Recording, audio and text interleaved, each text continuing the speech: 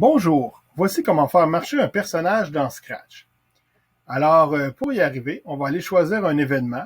Moi, j'ai choisi quand le drapeau est cliqué, c'est ce qui est le plus simple.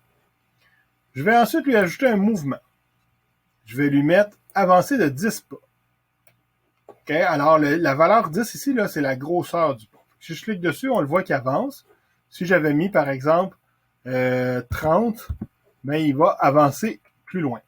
Okay? On le voit plus ou moins, là, la valeur n'est pas très différente. Ensuite, par contre, à chaque fois qu'il avance, il n'a pas l'air de marcher. Ce que je veux, c'est qu'il passe au costume suivant. Si on regarde ici dans l'onglet, là, il y a deux dessins de Scratch parce qu'il y a deux costumes. Fait que là, dans le fond, c'est deux positions différentes du même personnage. Puis ça donne une impression de marcher quand on les fait aller vite un après l'autre. Alors, je retourne dans mon code. Je vais aller dans Apparence.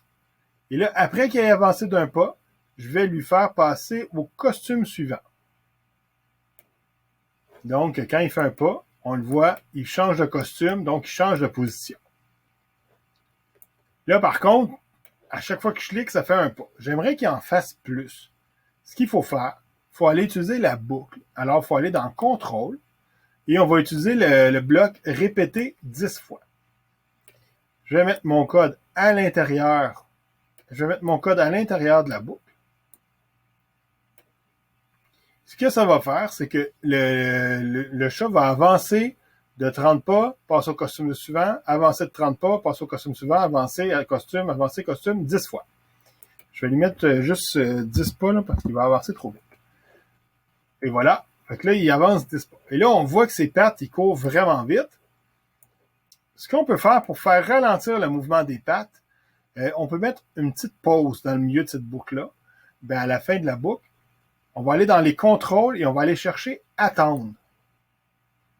Si je mets attendre une seconde, ça va être très long entre chaque pas.